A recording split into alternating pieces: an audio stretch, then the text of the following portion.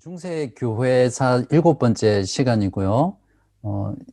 중세교회의 어떤 분류에 있어서는 쇠퇴기에 해당하는 부분인데, 지난 시간 첫 번째 쇠퇴기 부분 했고요. 오늘은 쇠퇴기 두 번째 부분을 하도록 하겠습니다. 중세를 마무리하면서 중세 쇠퇴기에 일어났던 14세기, 15세기쯤에 중세 르네상스와 휴머니즘에 대해서 알아보고요. 그 다음에 종교개혁의 선구자라고 할 수 있는 세 사람에 대해서 살펴봄으로써 종교개혁이 앞으로 어떻게 일어날 것인지를 미리 맛보는 그런 시간들을 가지려고 합니다. 첫 번째 다룰 내용은 중세 르네상스와 휴머니즘이거든요. 이 부분은 조금 어려울 수도 있지만, 그렇지만 지금 우리가 살아가는 현대의 많은 현상들과 또 교회의 모습들의 기초가 되는 그런 사상들과 연관되어 있기 때문에 조금 제가 자세히 다루려고 하고요. 그 다음에 종교개혁자 선구자들 세 사람을 다루도록 하겠습니다. 보통 르네상스라고 할 때 그 말의 의미는 무엇이냐면, 라틴어 불가타 성경에서는 르네상스를 쇄신이라는 뜻으로 또는 개혁이라는 뜻으로 썼거든요. 종교개혁에서 그 개혁이라는 말과 동일한 뜻입니다. 14세기부터 시작해서 16세기 중반까지 고대 그리스와 로마 문명의 새로운 인식과 수용을 통해서 유럽 안에 발생한 학문과 또 예술 분야의 문화적 부흥을 르네상스라고 일컫습니다. 중세의 수도원의 금욕주의와 함께 아주 복잡하고 실제 삶과 별로 연관성이 없는 그런 사변적인 신학이었던 스콜라 신학에 대해서 당시 사람들이 오랫동안 자신 안에 있는 그런 인간의 육체적인 욕구나 또 인간에 대한 지식에 대한 탐구가 불일 듯 일어났음에도 불구하고 그러한 자유로운 탐구들을 당시 로마 교회와 신학이 눌러왔었거든요. 이러한 것들에 대한 반동으로 일어난 것이 르네상스 운동이었습니다. 중세 시대의 관심은 오직 천상에 대한 하나님과 교회에 대한 것이었어요. 그러다 보니까 자연이 어떤 자연이라든지 인간에 대한 관심은 영역 밖의 주제였어요. 그러나 고전과 아리스토텔레스 철학의 부흥으로 인해서 문학과 예술 그리고 학문 분야에서 다시 자연과 인간에 대한 관심이 고조되기 시작했고요. 그러한 과정 속에서 일어난 운동이 또한 르네상스라고 이해하시면 되겠습니다. 역사적으로는 르네상스와 더불어서 중세 시대가 마감되죠. 그리고 근대로 접어들게 되는 그런 아주 획기적인 그런 분기점이라고 이해하시면 되겠습니다. 르네상스가 발생하게 된 원인들이 몇 가지 있는데요. 시기적으로는 14세기에 이탈리아에서 시작됐거든요. 그래서 그때부터 점점 유럽으로 확대되었었는데요. 사실은 이미 지난 몇 주 전에 했던 것처럼 9세기 초에 샤를마뉴 대제가 궁정학교를 두고 학문을 장려하면서 그 당시 신성로마 제국 가운데 엄청난 문예 부흥이 일어났잖아요. 그걸 우리가 카롤링거 르네상스 운동이다 이렇게 불렀는데, 그때부터 르네상스가 시작되었다고 볼 수 있습니다. 두 번째 요인으로는 당시 스콜라 철학과 신학은 대중들이 이해하기엔 너무 어려웠고 또 지나치게 사변적이었어요. 사변적이었다라는 것은 실제 삶과는 무관하게 이론적이고 사상적이고 철학적인 것만을 논했던 그런 내용이라고 이해할 수 있겠죠. 이러한 것들로 인해서 사람들은 그러한 사상들이 실제로 우리들의 삶에서 어떻게 나타나는 것인지에 대한 어떤 실제적인 지식, 또 손에 잡히는 지식에 대해서 목말라 했습니다. 그러한 어떤 두 번째 요인을 타고 세 번째 요인으로 넘어가는데, 이제 그러한 분위기 속에서 십자군 원정을 통해서 어떤 일이 일어났었죠? 동방과 서방의 문화적 교류가 일어나게 되고요. 또 강력한 이슬람의 영향으로 인해서 고대 그리스와 로마의 고전 책들과 사상들이 서방 사회에 또 서방 국가에 전파가 됩니다. 그런 과정을 통해서 서방 세계의 사람들이 다시 고전에 대한 관심이 고조되었고요. 또 이슬람에 의해서 연구되었던 아리스토텔레스의 문헌과 철학이 서방 교회나 서방 세계에 소개됨으로써 사람들은 이제 하나님과 교회라는 어떤 신학적인 것에서부터 자연과 인간 자체에 대해서 관심을 가지고 또 자연과 인간을 탐구하는 그러한 분야로 나아가게 됩니다.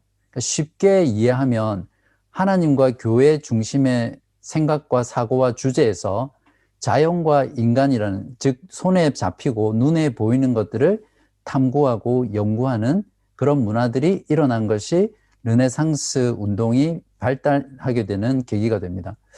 그리고 네 번째 요인이 결정적인 요인이라고 볼 수 있는데요. 1453년 5월 28일 어떤 일이 일어났습니까?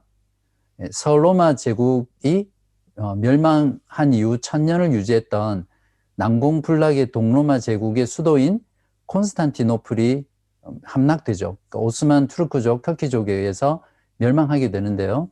이제 이때 무슬림 지도자 한 명이 예를 들면 거룩한 지혜의 교회 제단에 올라가서 어떻게 외쳤냐면 하나님은 없고 오직 알라만이 존재한다.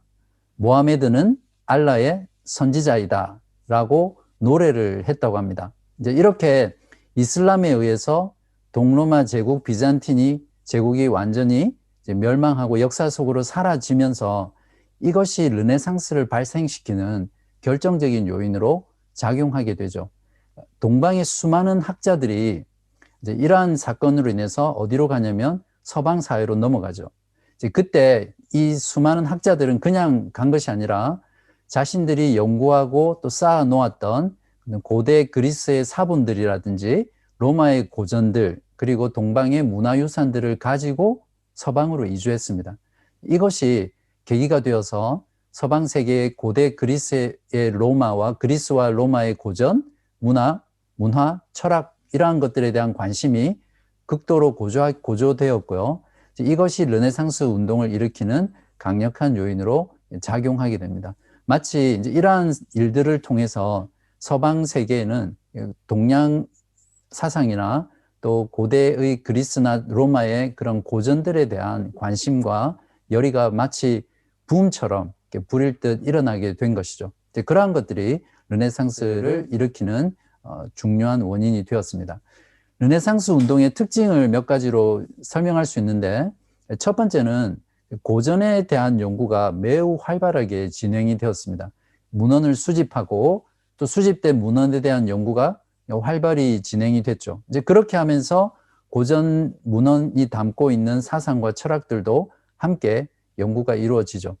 이제 그것과 함께 1453년에 쿠텐베르크의 금속 활자 주조법인 인쇄술이 발명되고 이러한 인쇄술의 발명 덕분으로 인해서 이러한 고전들이 이전보다 훨씬 더 싼 값으로 대량 생산되어서 유럽 전역으로 확산이 됐거든요. 그러니까 이러한 철학과 사상과 고전들이 빠른 시간 안에 유럽 전역으로 퍼지게 되는 계기가 된 것이 바로 인쇄술의 발명이었습니다. 이제 이들에 의해서 키케로라든지 플라톤이라든지 아리스토텔레스 등 여러분들이 많이 들어본 이런 고대 사상가들의 문서를 다시 재발견하고 보존하는 일이 진행됐고요. 그것과 함께 그들의 고전에 대한 연구가 박차를 가하게 됐죠.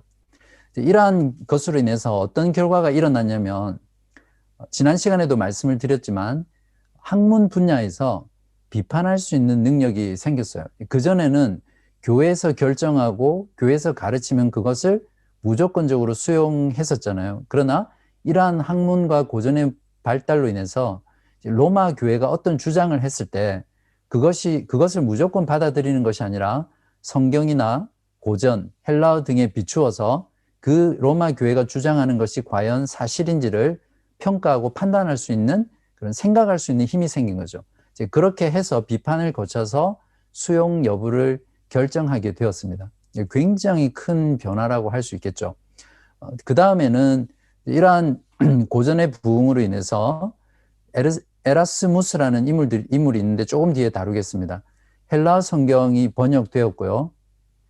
그러한 헬라어 성경의 원전을 연구함으로 인해서 에라스무스는 그 당시 성경 유일한 라틴어 성경이었던 불가타 성경이 번역이 잘못된 부분이 많다라는 것을 찾아내고 이제 지적하는 그런 일들이 일어난 거죠.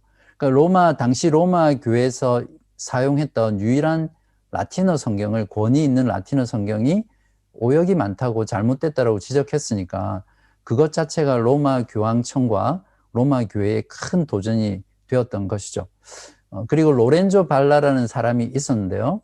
이 사람을 통해서, 이 사람이 고전 연구를 통해서 어떤 일을 했냐면, 기억나실지 모르겠지만 교황권을 옹호하는 데 사용됐던 콘스탄티누스 기증서가 있었잖아요. 그것이 거짓 문서라는 것을 최초로 밝혀낸 인물이 로렌조 발라입니다. 그렇게 할 수 있었던 이유가 무엇이었냐면 바로 고전 연구를 통해서 그것이 가능했던 거죠. 두 번째 르네상스의 특징은 인간에 대한 관심이 증가했어요. 그렇게 되면서 로마 가톨릭 교회의 가르침에서 벗어나게 되고요. 신중심의 사회에서 인간 중심의 사회와 철학으로 변모되어 갔습니다. 그러니까 하나님을 이해할 때 인간의 이성과 합리성으로 이해하려는 사조가 점점 그 사회를 지배하게 되었죠. 또 하나의 르네상스의 특징은 교황권의 쇠퇴를 가져온 종교회의 운동을 일어나게 했습니다. 이것도 지난 시간에 했던 것인데요. 종교회의 운동에서 주장하는 것이 무엇이었죠? 최종적인 권위는 교황에게 있는 게 아니라 어디에 있다고요? 세계 종교회의, 즉 교회가 회의를 통해서 결정한 것이 가장 높은 권위가 있기 때문에 교황조차도 그러한 세계 종교회의의 결과에 순종해야 한다, 복종해야 한다라는 운동이 일어나게 되었죠. 이것이 교황권을 급속도로 쇠퇴하게 하는 중요한 원인이었다라는 것을 지난 시간 또 했습니다. 그리고 네 번째 르네상스의 특징은 무엇이었냐면 민족주의가 대두하게 만들었습니다. 그러니까 로마 교황과 교회의 부정부패가 극에 달하면서 이들에 대한 강력한 비판과 반발이 일어났었거든요. 이제 그것과 함께 각각의 나라들은 로마 교황의 제국주의에서 벗어나려고 했고요.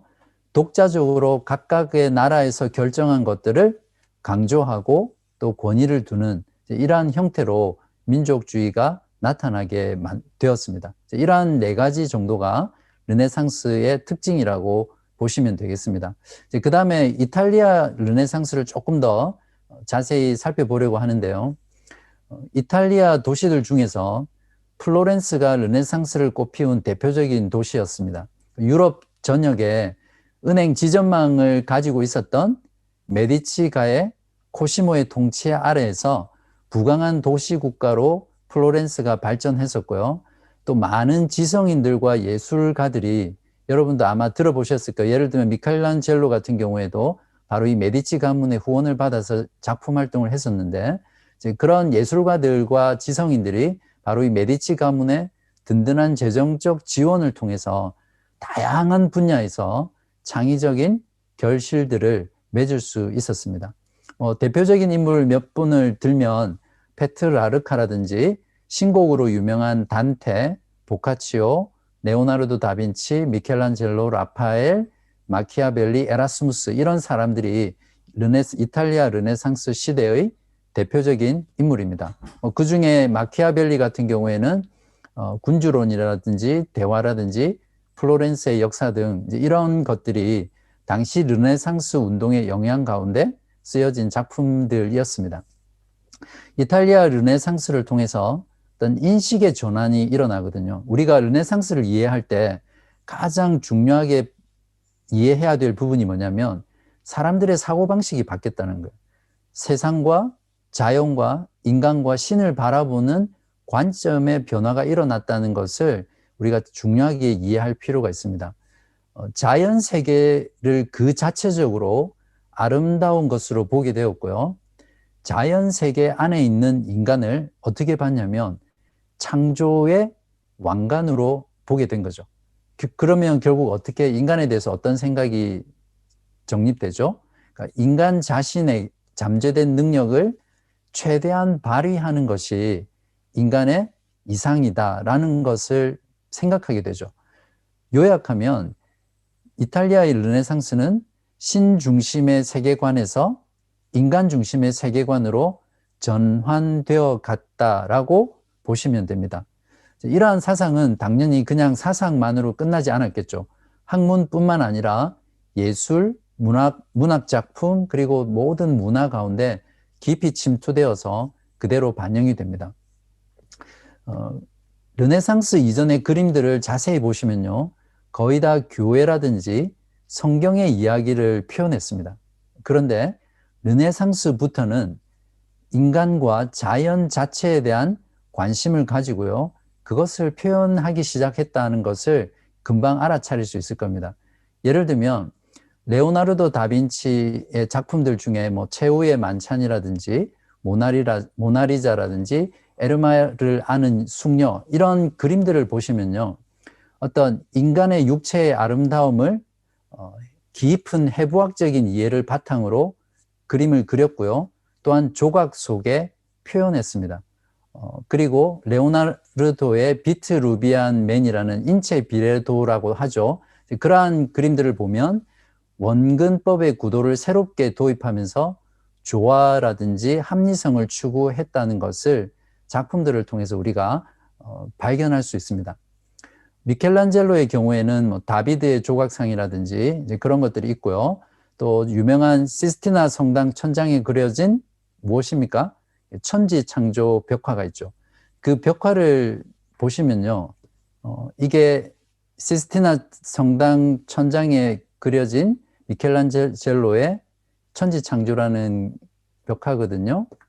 자세히 보시면 아담의 얼굴이 생기가 있고요, 표정도 살아있고 온몸의 근육과 살이 해부학적으로 정교하게 묘사되어 있어요. 이제 그러한 것들을 통해서 어떤 인간의 내적인 고뇌나 환희를 표현한 것으로 우리가 이해를 할 수 있죠. 잠깐 여기서 우리들이 짚고 넘어가야 할 중요한 사실이 있는데 무엇이냐면요, 우리가 보통 르네상스라고 하면 휴머니즘이라고 하잖아요. 인문주의라고. 그래서 그냥 세속적인 인본주의다 이렇게 생각하는 경우가 많은데요. 르네상스로 인한 휴머니즘에는 두 가지가 있다는 것을 우리가 잘 이해해야 합니다. 하나는 자유주의적인 휴머니즘이 있고요, 또 하나는 기독교적 휴머니즘이 있습니다. 자유주의적 휴머니즘은 전반적으로 르네상스 문화는 인간을 피조된 존재들 가운데에서 한가운데 위치시키거든요. 그래서 인간을 피조물 중에 가장 경이롭고 완전한 존재라고 생각을 했습니다. 따라서 인간을 만물의 척도이며 인간 자신이 궁극적인 목적으로 보기 때문에 그런 면에서 철저하게 세속적인 사상이라고 할 수 있죠. 그래서 르네상스 사상은 인간의 죄의식이라든지 자아의 욕구를 억제하는 것으로부터 해방하는 것을 의미했습니다. 이러한 르네상스는 오늘날 현대인들 가운데도 깊이 뿌리 내려 있죠. 자신의 욕구들을 누르지 않고 그대로 표출하는 것이 자아를 실현하는 것이고 또 자신을 해방하는 그런 것으로 이해하고 있잖아요. 죄에 대한 부분도 마찬가지고요. 그래서 이 세속적 르네상스 자유주의 인문주의는 자기 자신 안에 잠재된 능력을 최대한 발견하고 끌어내고요, 또 그것을 통해서 자기의 가치를 이제 극대화하는 것이야말로 우주를 깨닫고 이해하는데 첩경이라는 이런 생각까지 가지고 있습니다. 여러분도 잘 아시겠지만 17세기에 일어난 계몽주의 사상이 결국 합리주의라든지 무신론과 현대의 자유주의 신학을 낳았잖아요. 바로 이 계몽주의 사상이 르네상스의 자유주의적 휴머니즘에 그 뿌리를 두고 있다는 것을 여러분이 잘 이해하시면 됩니다. 그러니까 17세기 계몽주의는 자유주의적 르네상스에 뿌리를 두고 있는 것이고, 그것이 현대의 합리주의라든지 무신론이라든지 자유주의 신학을 낳았다, 이렇게 연결을 시키면 되겠습니다. 현대 지금 우리가 살아가는 시대 가운데 이러한 영향들이 많이 있는데요. 제가 몇 가지만 예를 들게요. 저도 한때 자기계발이라는 것에 매료되어서 그 관련 분야를 많이 공부하고 또 그것들을 나누고 가르치고 했던 적이 잠깐 있었는데 몇 년 동안 예를 들면 저희 집에도 책이 다 있습니다. 그러니까 토니 로빈스 혹시 들어보셨는지 모르겠어요. 내 안에 잠든 거인을 깨워라는 책으로 자기계발서의 거의 바이블 같은 책이죠. 그리고 지금도 이 토니 로빈스가 한번 강의를 하면 10,000불 이상씩 그냥 그렇게 받기도 하고요. 더 심한 경우는 몇십만 불을 한 번 강의료로 받을 정도로 유명한 자기계발 강사입니다. 그리고 시크릿이라는 책 아시죠? Law of Attraction이라고 해서 내가 생각하는 것이 현실을 만든다. 그런 내용이죠. 브라이언 트래시라든지 또 나폴레옹 힐의 생각하라 그러면 부자가 되리라. 이런 모든 것들이 근본적으로 가면 르네상스의 그 사상에 뿌리 받고 있다는 것을 알 수 있습니다. 기독교 진영도 동일한데요. 로버트 슐러 목사의 적극적 사고방식 잘 아시죠? 조엘 오스틴의 긍정의 힘이라든지 릭 워렌 목사의 목적이 이끄는 삶 이런 것들이 결국 안으로 파고들면 인본주의며 자유주의 인문주의 사상에 뿌리 내리고 있다는 것을 이해할 수 있습니다. 아울러서 기복신앙이라든지 신비주의라든지 은사주의라는 주의 같은 이런 사상들은 결국 파고 들어가면 자유주의적 휴머니즘이 그 뿌리를 형성하고 있음을 우리가 연결시켜서 이해할 수 있습니다. 자, 이에 반해서 보통 르네상스 휴머니즘이 기독교의 부정적인 역할을 한 것으로만 생각하고 평가하는 경우가 많은데요. 그러한 생각들은 그렇게 건전하거나 또는 온전하다고 할 수가 없습니다. 오히려 르네상스의 사상을 기독교적으로 적용한 인문주의자들이 있는데요. 그들에 의해서 실제적으로는 종교개혁이 배태되는 그런 역할들을 하게 됐습니다. 그것을 기독교 인문주의라고 하거든요. 기독교 인문주의자들의 관심은 무엇이었냐면 성경이 무엇을 말하는가에 초미의 관심을 가졌었고요. 또 인간의 가치를 하나님의 형상에 근거해서 생각했습니다. 그리고 하나님 앞에서 교회를 바르게 세워나가는 것에 지대한 관심을 가졌고요. 이러한 요인들이 결국 종교개혁에 큰 영향을 미치게 되죠. 그리고 기독교 인문주의자들은 성경에 대한 비판적 연구와 교부들의 가르침을 연구하고 강조했었고요. 이러한 결과로 성경 본문의 원어적인 의미를 탐구하자고 외쳤습니다. 이걸 라틴어로 ad fonts라고 해서 원문으로 돌아가자, 원전으로 돌아가자라는 운동이 바로 기독교 인문주의자들에 의해서 일어났었고요. 아까도 말씀드렸지만 인쇄술의 발명으로 인해서 고대 그리스와 교부들의 문학 작품들이 문학 작품이 아니라 문서들이 저렴한 가격으로 보급되었고요. 이러한 것으로 인해서 기독교 인문주의 사상들이 빠른 시일 안에 전 유럽에 확산되었고 그것이 또한 종교개혁의 기초를 만들어가기 시작했죠. 이러한 기독교 인문주의를 통해서 신앙과 교회에 대한 새로운 인식이 형성됨으로써 1000년 동안 중세를 유지해왔던 로마 교황 제도에 대해서 또 로마 가톨릭 교회에 대해서 새로운 관점, 또 비판하는 의식, 개혁하는 의식들이 생긴 게 된 거죠. 기독교 인문주의자 중에 대표적인 인물이 누구냐면 에라스무스라는 사람이 있는데요. 이 사람의 경우는 여러분이 알고 계시는 게 조금 도움이 많이 될 거라고 생각합니다. 1466년에서 1536년 사이의 인물인데요. 당시 유럽에서 가장 똑똑한 사람으로 알려졌고요. 또 유럽의 선생이라고 불렸습니다. 로마 교회가 성경의 가르침에 따라 개혁되어야 한다라고 주장하면서 교회를 신랄하게 비판하고 풍자했던 사람으로 유명했죠. 이 사람의 경우에는 스콜라 철학이 탁상공론식의 사상이다라고 조롱하기도 했고요. 또한 십자군 전쟁을 성전이라고 해서 거룩한 전쟁이라고 불렀던 것을 거부하고 부정했던 그런 사람입니다. 무엇보다 에라스무스의 가장 큰 업적 중에 하나가 무엇이냐면 1516년에 그리스어로 된 신약 성경을 출판합니다. 이것으로 인해서 에라스무스의 그리스어 신약 성경 이전에는 서방 교회에는 라틴어 성경인 불가타 성경밖에 없었거든요. 그것만이 오직 권위 있는 성경으로 교회에서 받아들여졌어요.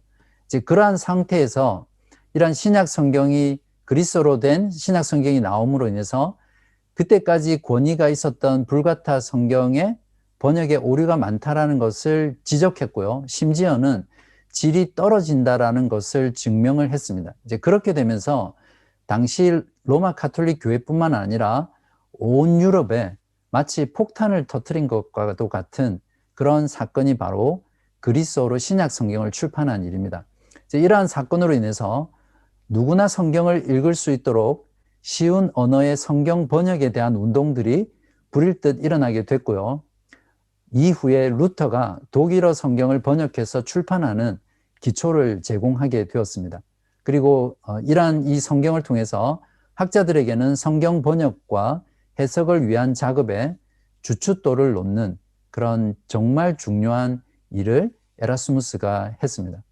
이러한 에라스무스의 사상과 활동으로 인해서 종교개혁의 열망이 유럽 전역에 퍼지게 되었고요. 역사가들은 에라스무스가 미친 이러한 영향을 한마디로 표현하고 있는데 이렇게 표현합니다. 에라스무스가 낳은 달걀을 루터가 부화시켰다. 참 짧은 한 문장이지만 역사가들이 잘 평가를 했다고 저는 생각합니다. 마지막으로 그 다음 주제를 뒷부분에 하기 전에 르네상스 휴머니즘 운동을 통해서 생각해 보아야 될 점이 있는데요. 사람은 하나님을 아는 지식과 자기 자신, 즉 인간을 아는 지식, 이 둘 다 균형 있게 가지고 있어야 합니다. 어느 한쪽으로 치우치는 것은 바른 신앙이 아니죠. 종교개혁자 칼빈의 경우에는 이 두 가지 지식을 강조하면서 그러나 그 지식에는 순서가 있다라고 말하죠. 먼저 하나님을 바르게 알 때 자기 자신과 인간에 대해서 바르게 알 수 있다, 이렇게 강조했었거든요. 하나님 없이 인간의 자율과 자유만을 강조하면 자유주의적인 휴머니즘에 빠지게 되고요. 그것으로 인해서 자기중심적이고 인간 중심의 신앙과 교회를 추구하며 살게 됩니다. 오히려 이러한 것은 하나님 앞에서 교만하게 되고요. 인간의 존엄성과 자아상실을 초래합니다. 오히려 인간의 자율과 자유를 강조함으로 인해서 도리어 하나님을 잃어버리고 또 자기 자신조차도 소외되는 그런 일들이 일어나죠. 지금 현대사회가 그렇잖아요. 과학기술의 발달, 의료기술의 발달, 생명공학 기술 같은 기술들이 거의 신의 경지에 다다른 것처럼 발달해 갔지만 그 어떤 때보다도 가장 불행한 인간이 지금 현대인들이고요. 윤리가 붕괴되고 고립되고 고독하고 수많은 범죄들, 인간성 상실, 자살, 정신질환, 또 미래에 대한 불안과 염려로 인해서 그 강박증 때문에 철저하게 서로 또 심지어는 자기 자신까지도 소외되는 그런 인간 사회가 우리가 살아가는 시대잖아요. 바로 그러한 이유가 인간 중심의 사고로 인해서 인간의 자율과 자유만을 강조했기 때문이죠. 이러한 것이 자유주의적 휴머니즘의 영향이라고 우리가 볼 수 있습니다. 이와 다르게 반면에 하나님 중심을 핑계로 중세와 같은 교권주의, 오늘날 교회 안에 이런 모습들이 많죠. 교회의 권위를 강조하고 교회를 지나치게 강조하는 그런 일들. 그래서 종교적인 열정주의로 변화되고 그러한 것들로 인해서 결국 하나님을 잃어버릴 뿐만 아니라 하나님을 참되게 예배하고 섬기는 것이 아니라 마치 하나님을 우상 숭배하듯 그렇게 섬기는 일들이 발생하고요. 자기 자신뿐만 아니라 가족들 또는 교인들을 종교와 또 중세교회처럼 교회 권위주의의 노예로 만들어버리는 이런 현상들이 오늘날 현대교회 안에서도 비일비재하는 거죠. 그러니까 어느 쪽이든, 그러니까 인간의 자유와 자유를 강조하는 쪽이든 또는 하나님 중심을 핑계로 교회의 교권이라든지 종교적인 열정주의, 그것들을 지나치게 강조하는 것 양쪽 다 하나님을 상실하게 되고요. 참된 자아 역시 상실해 버리게 만드는 일이라는 거죠.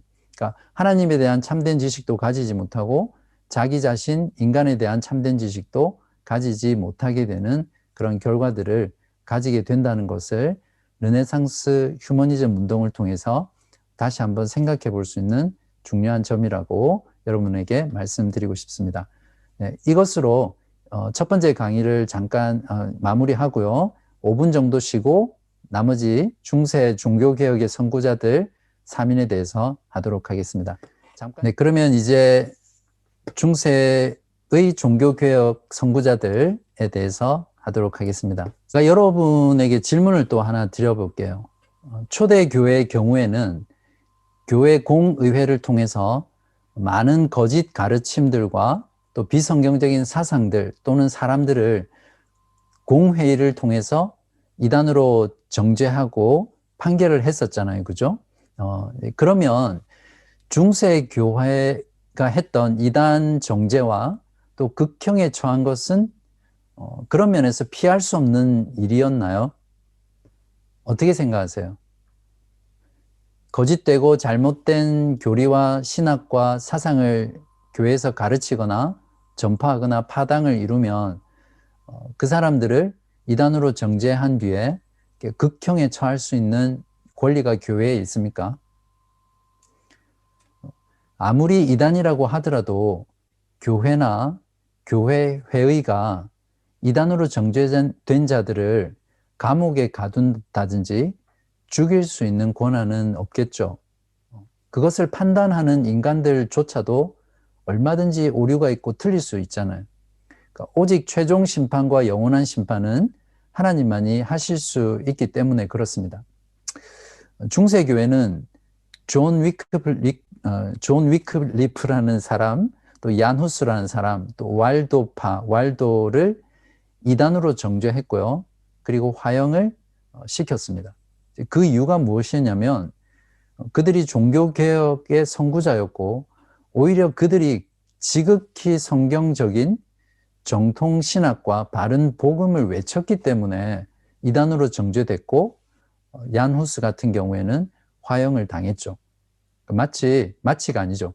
이단이 정통을 이단으로 몰아서 살해한 것과 마찬가지죠. 바리새인과 서기관들이 예수 그리스도를 신성모독죄로 십자가형으로 사형시켰던 그런 일들과 별로 다르지 않다고 말씀드릴 수 있습니다.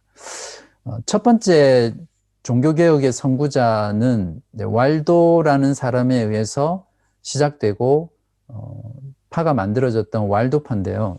지난 시간에 잠깐 다루었습니다. 아마 여러분에게는 왈도파가 생소할지 모르겠어요. 그러니까 처음 들으시는 분도 있고 그리고 실제로 교회 사가들 중에서도 이 왈도파를 중세 로마 교회의 시각에서 바라보고 이단으로만 생각하는 부류들이 있습니다. 그러나 왈도파의 경우에는 여기서 말씀드린 것처럼 종교개혁의 선구자라고 우리가 이해를 해야 됩니다. 1215년 프랑스 리옹의 상인이었던 왈도에 의해서 시작됐었고요. 지난 시간에도 말씀을 드렸지만 로마 교회가 그 종교재판에서 그들을 처분하려면 그들을 이단으로 몰아가야 되거든요. 그래서 이들을 이단으로 몰기 위해서 왈도를 따르는 사람들을 통칭해서 왈도인들, 왈도파다 이렇게 불렀습니다. 거기에서 왈도파라는 말이 나왔다는 것을 이해하시고요. 왈도의 경우에는 마태복음 19장 21절에 이런 말씀이 있어요. 예수께서 이르시되 네가 온전하고자 할진대 가서 내 소유를 팔아 가난한 자들에게 주라. 그리하면 하늘에서 보화가 너에게 있으리라. 그리고 와서 나를 따르라는 이 말씀을 문자 그대로 순종하기로 결심을 합니다. 그리고 전 재산을 다 팔아서 가난한 자들에게 나누어지고 자신은 거지로 살아가죠. 그래서 이 왈도를 따르는 왈도파를 리옹의 빈민들이다, 리옹의 가난한 자들이다 라고 사람들이 부르기도 했습니다. 이 사람과 왈도파들은 사도들의 생활을 이상적인 것으로 봤고요. 그래서 세상을 두루 다니면서 복음을 전하는 것을 주요한 활동으로 삼았습니다. 그렇기 때문에 합법적인 전도 사역을 위해서 종교회의를 통해서 자신들에게 설교할 수 있는 자격을 달라고 요청을 했어요. 그러나 교황청은 이러한 요청을 받아들이지 않고요. 받아들이지 않았던 이유가 무엇이었냐면 신학 교육을 받지 않았기 때문에 설교할 수 있는 자격을 줄 수 없다라고 거부했습니다. 이에 대해서 왈도는 교황이 지금 하나님의 음성을 거절하고 있다고 말하면서 설교하는 것을 멈추지 않았습니다. 즉 복음을 전하고 또 복음 설교를 하는 것들을 중단하지 않았던 거죠. 그 결과로 인해서 로마 교회로부터 파면을 당하고 출교를 당하게 되죠.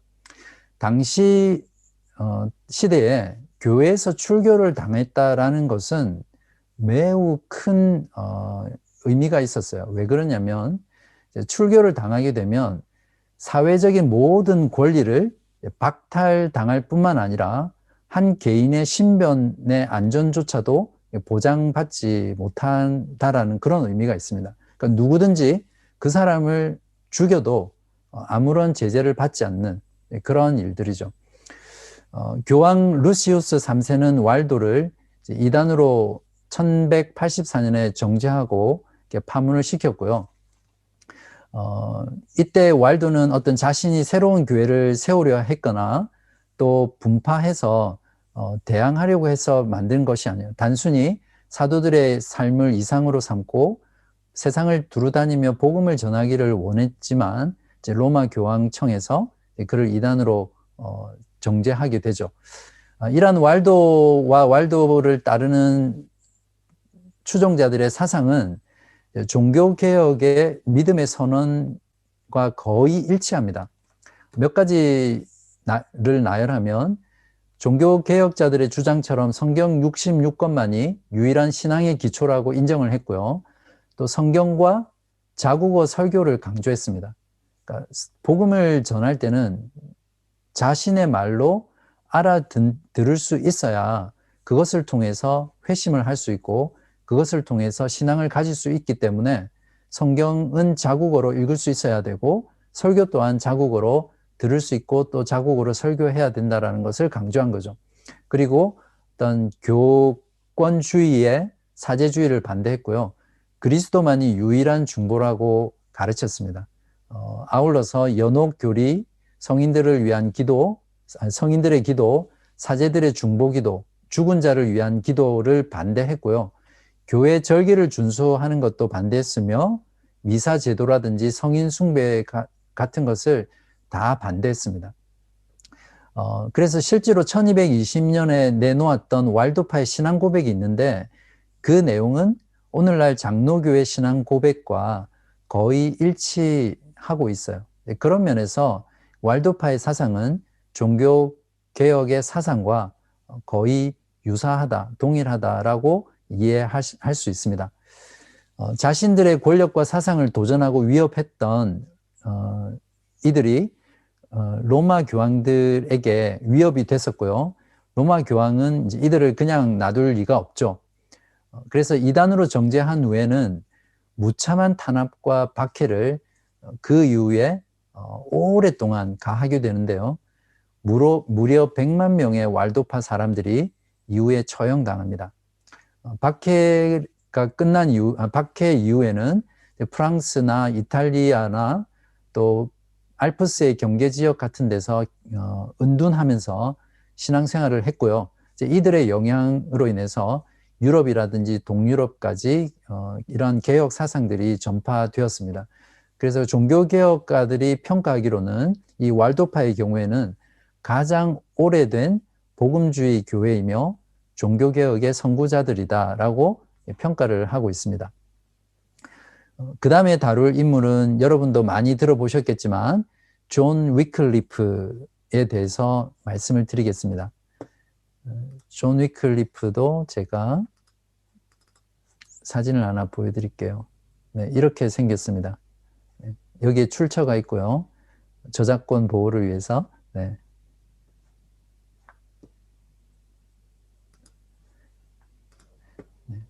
존 위클리프는 잘생겼네요. 네. 위클리프의 경우에는 당시 옥스퍼드 대학의 교수였고요. 평신도도 읽을 수 있는 모국어로 된 성경을 번역하는 것이 이 사람의 꿈이었습니다. 당시 로마 가톨릭의 부패상과 교리에 대해서 신랄하게 비판을 했고요. 또한 부패한 성직자들이 교권을 남용하는 것을 역시 비판했습니다. 그래서 물질적인 부패나 정치적 세력과의 유착으로 인해서 완전하게 부패했던 당시 교회를 근본적으로 개혁해야 된다라고 그 필요성들을 외쳤죠. 이러한 것들을 보면 우리는 보통 마틴 루터에 의해서 종교개혁이 시작됐다라고 생각하지만 이미 종교개혁 150년 이전에 종교개혁과 유사한 이런 사상들로 인해서 교회 개혁이 이루어지고 외쳐졌다는 것이죠. 그러니까 어느 날 갑자기 종교개혁이 일어난 것이 아니라 이러한 종교개혁의 선구자들 또 르네상스 같은 이런 것들을 통해서 하나님께서 차곡차곡 그러한 운동이 일어날 수 있는 여건들을 만들어 갔다라고 우리가 이해할 수 있습니다. 이제 위클리프가 주장한 가르침의 교리와 활동들을 보면 종교개혁의 정신들을 이해할 수 있는데 어느 정도 왈도파와 동일합니다. 교회의 머리는 교황이 아니라 오직 예수 그리스도이시다라고 선언했죠. 지금은 우리가 이러한 진리가 아무것도 아니죠. 너무나 당연한 거잖아요. 교회의 머리는 예수 그리스도라는 거. 그러나 당시에서는 이러한 선언을 하고 가르친다라는 것은 혁명 같은 그런 선언이었다는 것을 우리가 이해할 필요가 있습니다. 그리고 교회 성직자의 임무는 하나님과 인간 사이에 중재하는 역할이 아니라 하나님의 말씀을 바르게 선포하는 것이다. 당시의 경우에는 바른 말씀을 통해 신자가 하나님을 바르게 알고 이해하고 만나고 하나님의 뜻을 이해할 수 있도록 성직자가 그 임무를 다해야 했었는데 그 당시 사제들은 하나님과 성도들의 중간 사이에서 중재자의 역할을 했던 거죠. 그러한 것들을 개혁하도록 외쳤습니다. 또한 성경만이 신앙과 생활의 척도가 된다라고 주장을 하면서 자국어 성경을 성도들로 하여금 읽도록 만들었습니다. 왜냐하면 오직 성경만이 구원과 진리의 근원임을 믿었고요. 성경을 알지 못하고는 기독교의 참된 신앙을 알지 못한다라고 굳게 믿었기 때문입니다. 그래서 위클리프는 그의 저서에서 이렇게 기록하고 있는데요. 그리스도께서는 사람들이 가장 잘 알고 있는 언어로 사람들을 가르치셨다. 그렇다면 오늘의 우리도 마땅히 그래야 하지 않을까? 친구들의 도움을 받아 1382년 라틴어 성경인 불가타 성경을 영어로 번역하죠. 보통은 이 성경을 최초의 영어 성경으로 알려져 있거든요. 그런데 이것이 아니다라고 또 도전하는 역사가들도 있긴 합니다. 중요한 것은 1382년에 영어 성경을 번역했다는 거죠. 당시 유럽에서 성경을 일상어로 번역하는 움직임들은 많이 있었거든요. 그런데 대부분은 복음서만 번역하거나 성경의 일부만을 번역하는 것이었던 것에 반해서 위클리프의 번역 성경은 성경 전체를 모두 번역한 성경이었습니다. 그렇지만 조금 아쉬운 부분은 무엇이냐면 위클리프의 영어 성경은 직역을 했었거든요. 그런 면에서 그 직역함으로 인해서 문체의 부드러움이라든지 그런 질적인 면에서는 생각보다 기대에 못 미쳤다라고 평가되고 있습니다. 이러한 위클리프의 주장과 활동에 대해서 1408년 대주교는 위클리프의 성경 번역을 정죄했고요. 교회의 허락 없이는 새로운 번역을 시도하거나 읽지 못하도록 경고 조치를 내립니다. 또한 위클리프는 성찬에 있어서 화채설을 거부했고요. 그리스도께서는 믿음을 통해 영적으로 빵과 포도주에 임재한다라고 가르쳤습니다. 화채설은 지난번에 간단하게 말씀을 드렸죠. 그러니까 신부가, 사제가 빵과 포도주에 축복을 하면 그 순간 빵과 포도주는 그대로 있지만 그 순간 빵과 포도주가 그리스도의 몸으로 변화된다라고 가르친 것이 화채설이라고 말씀을 드렸고요. 위클리프의 경우에는 그것이 아니라 영적으로 빵과 포도주에 임재한다라고 가르쳤습니다. 그리고 신앙생활의 가장 중요한 점은 하나님과 맺는 개인적인 관계라는 것을 강조했습니다. 당시의 경우에는 미사를 참여하거나 세례 또는 칠성례를 받으면, 그러니까 세례를 받으면 구원을 받는다라는 생각이 지배적이었는데 그것을 깨뜨린 거죠.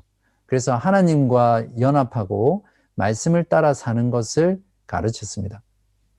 여섯 번째로 위클리프는 구원이란 오직 예수 그리스도께서 행하신 구속의 사역을 통해서 이루어지는 것이지 결코 인간의 노력이나 선행을 통해서가 아니다라고 가르쳤습니다.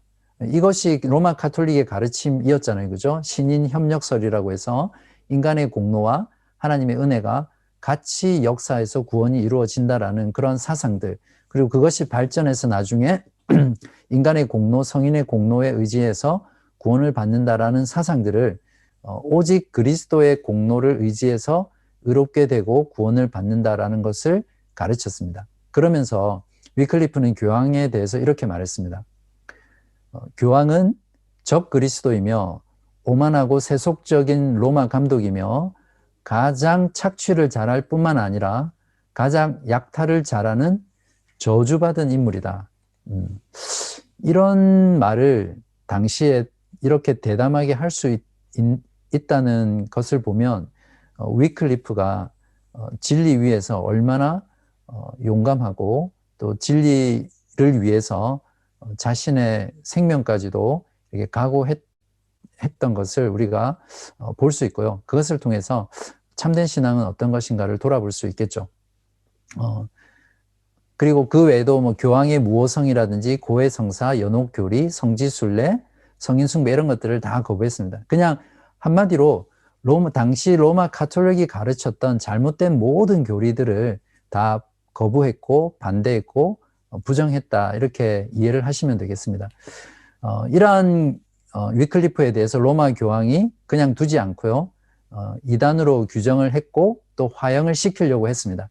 그러나 어떤 정치적인 그런 역학 관계에서 런던의 귀족들과 시민들은 위클리프를 지지했거든요. 그래서 이들의 도움으로 로마 교황이 위클리프를 화형시키지는 못했습니다. 그러나 옥스퍼드 대학은 교황청의 압력으로 인해서 위클리프에 대한 지지를 철회했고요. 그럼에도 불구하고 위클리프는 역동적인 설교자로서 많은 귀족들과 대중들을 각성시켰고요. 그들의 지지와 사랑을 받았고 또 그의 가르침은 영국 전역에 큰 파급을 일으키는 그런 지대한 영향을 미쳤습니다. 1384년 영국 루터워스 교회 예배를 인도하면서 뇌졸중으로 사망하게 됐고요. 그때 영원한 안식 가운데 들어가게 되었습니다. 사망 후에는 로마 교회가 이제 지난번에도 말씀드렸었잖아요. 송장회의라든지 또 시체를 다시 꺼내서 다시 화형시키는 그런 일을 종교재판이 했다고 했는데 1428년에도 역시 위클리프를 이단으로 다시 정죄하고 그 유해를 파내서 불태워서 강에 버렸습니다. 이렇게 한 이유는 당시에 어떤 사상이 있었냐면 이단은 결코 부활할 수 없었다는 것을 생각하고 불태우고 죄를 흩어버린 거죠. 존 위클리프가 끼친 영향과 업적을 몇 가지 살펴보면요, 종교개혁가의 사상처럼 오직 성경이라는 기치 아래 성경이 교황보다 더 높은 권위에 있음을 가르쳤고요. 존 위클리프는 더 이상 자정 능력을 상실한 중세 교회를 개혁하기 위해서 많은 영향을 미쳤는데 실제로 위클리프는 참된 교회가 어디로 가야 할지 모르는 당시 상황에서 참된 교회의 방향을 알려준 종교개혁의 샛별 같은 그런 존재였습니다. 그러니까 성경을 자국어로 읽어야 한다는 것을 각성하게 했고요. 무엇보다 위클리프의 이러한 개혁 사상은 옥스퍼드 대학에서 위클리프에게 배운 보헤미아에서 여러 유학생들이 왔었거든요. 보헤미아는 지금의 체코입니다. 그들이 다시 전 유럽으로 흩어지면서 이 위클리프의 개혁 사상이 보헤미아와 전 유럽으로 흩어지는, 보급되는 그런 영향을 미쳤죠. 그 중에서 직접적인 영향을 미친 사람이 또 누구냐면 체코의 종교개혁자인 얀 후스입니다. 이제 이렇게 위클리프가 죽은 뒤에도 위클리프의 사상은 많은 사람들의 영향을 통해서 유럽 전역으로 종교개혁의 사상을 확산시켰죠. 그 중에 롤라드 운동이라는 것이 있는데요.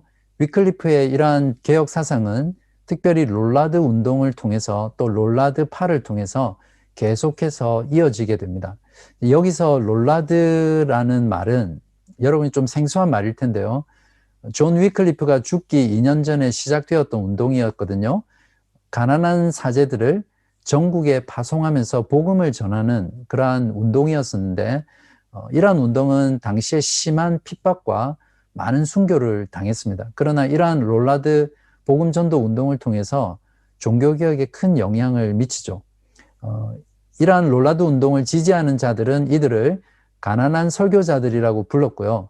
롤라드를 적대하는 자들은 이들을 조롱하는 뜻으로 롤라드라고 불렀는데 이게 무슨 뜻이냐면 네덜란드 말로 웅얼거리다, 라틴어로는 독초라는 이제 그런 의미입니다. 이들에 의해서 위클리프 성경 번역이 완료되었고요. 이러한 성경과 함께 위클리프 사상이 유럽으로 확대되는 그런 계기가 되었습니다. 이들의 활동으로 인해서 실제로 다른 대륙과는 다르게 영국에서 종교개혁이 일어날 때 큰 저항 없이 종교개혁을 받아들이게 됐거든요. 그렇게 될 수 있었던 이유가 무엇이냐면 이러한 롤라드 운동을 통해서 그것이 마련되었다라고 이해하시면 되겠습니다. 이제 마지막으로 선 종교개혁자, 종교개혁의 선구자 얀 후스를 살펴보고 오늘 강의를 마무리하도록 하겠습니다. 여러분, 얀 후스 들어보셨어요? 어떤 인물인지 혹시? 이 사람이 얀 후스입니다. 네, 어떤 이미지에는 얀 후스가 이렇게 생기지 않고 좀 다르게 생긴 그림도 있더라고요. 그 중에 좀 한 가지를 제가 가져왔습니다.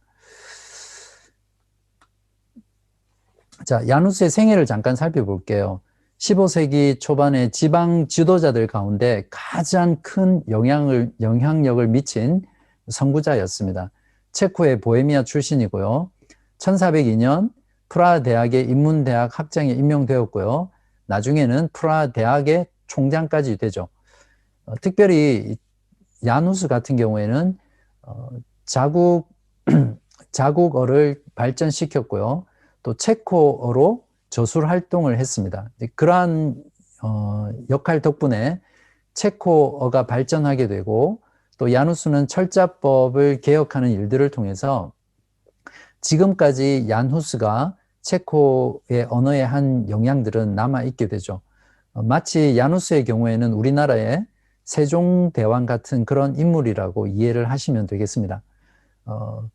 어떤 교회뿐만 아니라 체코의 사람들에게도 이 얀 후스는 대단히 중요한 인물로 평가되고 여겨지고 있고요. 실제로 19세기 중반에 체코의 민족주의 열풍이 일어나는데 그때 그러한 민족주의의 대표적인 인물로 얀 후스가 뽑히고요. 체코 국민들에게는 체코 역사에 있어서 대단한 민족주의 영웅으로 인정을 받고 있습니다.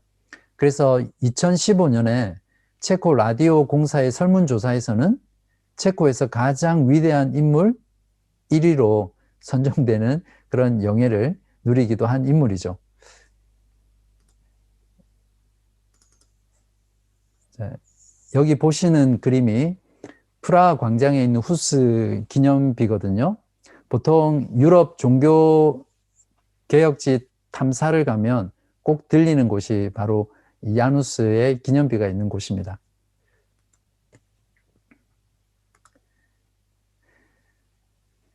실제로 1411년까지 후스 자신은 위클리프의 견해에 동의하지는 않았습니다. 그렇지만 체코의 학자들과 학생들이 위클리프의 글을 읽고 연구할 수 있도록 그러한 권리들을 옹호하는 일을 했습니다.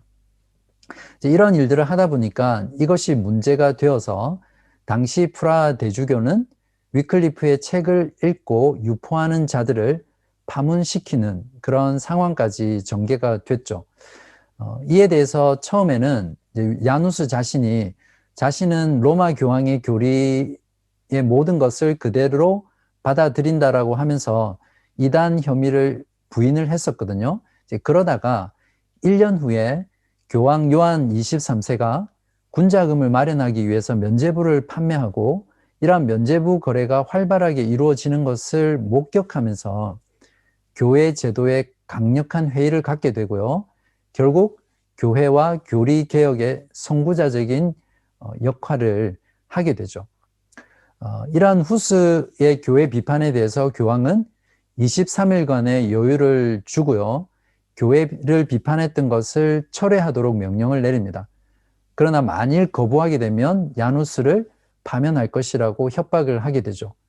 그리고 당시 프라하에 있는 교회들에게는 야누스에게 숙박을 제공하거나 호의를 베푸는 지역의 모든 교인들은 성례를 참여할 수 없다라고 막았고요.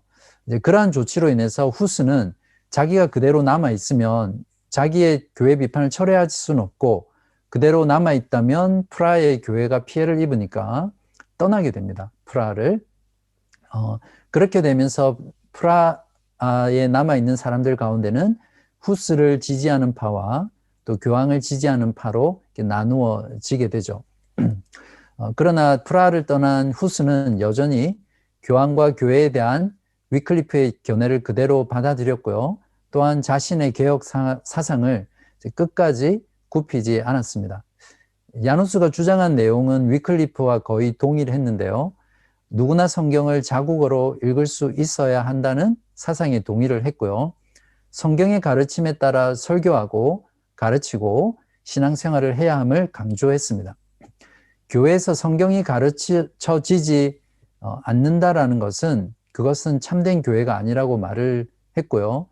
또한 교회에서 가르친다고 모든 것이 다 진리가 아니라 반드시 성경의 가르침에 근거한 설교와 성경 공부만을 받아들여야 한다라고 말했습니다.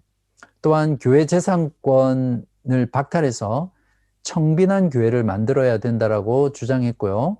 교회 면죄부 판매를 공개적으로 비난했고 역시 예수 그리스도가 교회의 머리이며 교황과 감독의 통치는 교회에 불필요하다 이렇게 말을 했습니다.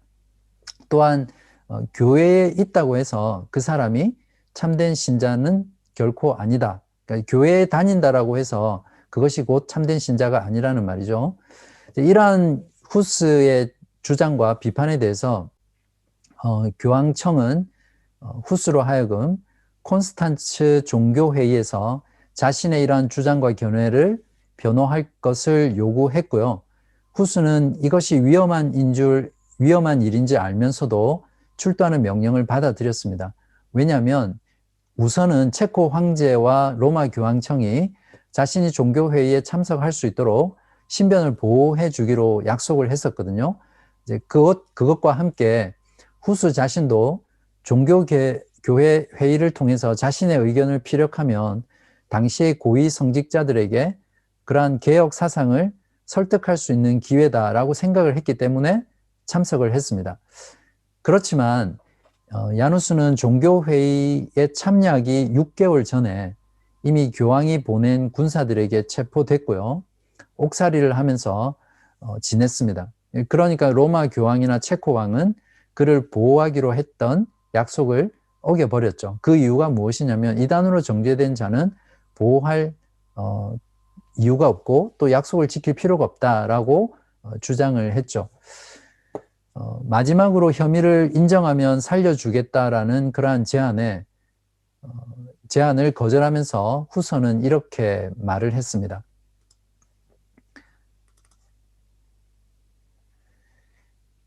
하나님은 나의 증인이 되신다. 나에 대해 위증한 거짓 증인들이 말한 모든 죄목들을 나는 전파하지도 가르치지도 않았다. 나의 설교들, 저서들에 나타난 나의 원리는 사람들을 죄로부터 구원하고자 하는 것이었다. 복음에 대해 거룩한 박사들이 가르치고 해설한 그대로 나는 썼고 가르쳤으며 전파했다. 나는 오늘 죽는 것을 두려워하지 않는다. 이렇게 말을 하고 화형을 당했죠. 1415년 콘스탄츠 종교회의의 결정에 따라 후스의 머리에는 사탄을 그려넣은 종이 모자가 눌려 씌워진 채 화형을 당하면서 주님의 품에 안식하게 되었습니다. 이때 형을 집행한 이들은 이제 이러한 그 후스의 유해품이라든지 옷 같은 것을 상징으로 삼아서 봉기하는 것으로 삼을까봐 후스의 옷들과 유품과 모든 것들을 태우고요. 잿더미와 땅까지 긁어서 라인강에 버렸습니다. 후스의 순교는 당대에도 그랬지만 그 이후에 더 큰 영향을 미치게 되거든요. 후스의 순교 소식이 보헤미아에 전해지자 452명의 귀족들은 약속을 어기고 후스를 화형시킨 종교회의를 맹비난했고요. 그것으로 인해서 체코 땅에는 혁명의 분위기가 감돌게 되었습니다. 1415년 가을쯤에 여러 체코 귀족들이 콘스탄츠 종교회의 결정을 거부했고요. 후스의 가르침과 하나님의 말씀을 끝까지 수호하겠다라는 그런 선언문을 발표하면서 체코 시민들이 수도원과 로마 가톨릭 교회를 공격했습니다. 이러한 일들을 통해서 반년 만에 체코의 모든 교회들은 후스의 교회 개혁을 지지하는 성직자들에게 들어갔고요. 이것으로 보헤미안 교회는 로마 교회로부터 독립된 교회를 설립하게 되죠. 이것을 체코의 왕과 대부분의 체코 귀족들이 지지를 했었는데요. 그렇지만 나중에는 로마 교황과 신성 로마 제국의 황제가 체코의 왕과 귀족들에게 압력을 가해요. 그러면서 이러한 혁명 봉기에 등을 돌리도록 하죠. 그것으로 왕과 귀족들이 저항 운동을 억누르려고 했고요.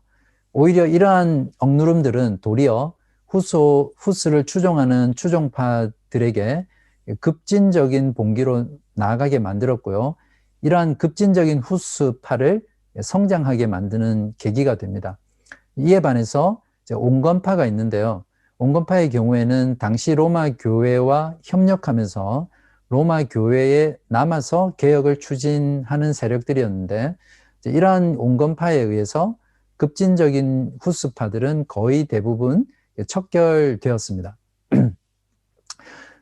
야누스가 처형된 후에 가톨릭 교회에 도전하고 후스의 정신을 따랐던 사람들이 15세기경에 새로운 신앙 공동체를 세우거든요. 그것을 보헤미안 형제단이라고 부릅니다. 이들은 초대교회의 정신을 따라서 삶을 갱신하는 것을 추구했고요. 빵과 포도주를 모두 나누어 주는 식의 성찬을 했습니다. 이제 당시에는 일반 성도들에게 포도주를 나눠주진 않았었거든요. 아무튼 체코는 후스로 인해서 종교개혁이 뿌리 내리게 되는 토양을 제공받았고요. 체코 사람들은 쉽게 종교개혁의 여정을 따라 진행할 수 있었습니다. 1452년에는 이제 아까 척결되었던 급진파는 거의 사라지고 일부가 남게 되는데요. 이때 살아남은 급진파는 먼 훗날 모라비아 지방을 중심으로 발전하게 된 모라비안 형제단이라는 공동체로 이어지게 됩니다. 아이러니하게도 이 모라비안 형제단들의 영웅이 누구냐면 영국인 존 위클리프였거든요. 그러니까 위클리프의 영향으로 야누스가 개혁가가 되고 또 이 야누스의 급진적 후스파들이 나중에 모라비안 형제들이 되는데, 자, 이들의 영웅이 존 위클리프죠. 영국 사람. 그런데 이 모라비안 형제단의 영향을 받아서 3세기 뒤에 영국의 감리교를 창시한 사람이 누구죠? 존 웨슬레인데, 바로 이 존 웨슬레가 역시 영국인이었습니다. 정리를 해보겠습니다. 중세 시대의 박해 속에서도 하나님의 진리는 묻히지 않았고요. 왈도와 왈도파, 위클리프, 후스를 통해서 끊임없이 하나님께서는 진리를 드러내셨고요. 구원의 역사를 멈추지 않으셨음을 우리는 보았습니다. 이러한 것들을 통해서 인간의 생각으로 알 수 없는 그런 하나님의 놀라운 섭리가 그 어두운 중세 교회 시대 가운데서도 작동했다라는 것을 우리가 잘 이해할 수 있죠. 오늘날 교회가 타락한 것처럼 보이죠. 이러한 시대 속에서도 신실한 종들을 하나님께서는 일으키셔서 진리의 빛을 꺼뜨리지 않으시고요. 주님의 교회를 모든 부정과 부패로 계속해서 회복시킬 것이라는 그러한 믿음들을 우리가 오늘 공부를 통해서 저희들이 배울 수 있습니다. 이제 한 5분 정도 남았는데요. 제가 오늘 르네상스와 종교개혁 선구자들의 역사를 통해서 배울 수 있는 점을 2가지로 여러분에게 정리하고 도전하고 오늘 강의를 마치겠습니다. 첫 번째는요, 중세 시대 박해 속에서도 하나님의 진리는 땅 속에 묻힌 채 사장되지 않았다는 사실입니다. 세상과 사탄이 교회를 이기고 승리하는 것 같지만 하나님의 교회야말로 우주 가운데 영원히 존재하는 신적인 기관이죠. 그렇기 때문에 하나님께서는 교회를 위해 싸우시고 보존하셔서 마침내 최후 승리를 주실 것이라는 그러한 확신들을 우리는 오늘 교회사를 통해서 잘 배울 수 있습니다. 오늘날 교회가 부패하고 타락함으로 인해서 마치 소망이 전혀 없는 것 같이 보이는 지경이라 하더라도 하나님께서는 이러한 시대에 끝까지 그 진리의 빛을 꺼트리지 않으시고요. 주님의 교회를 회복시키시고 나아갈 것이기 때문에 우리가 그러한 믿음을 가지고 신앙생활을 해 나가야겠습니다.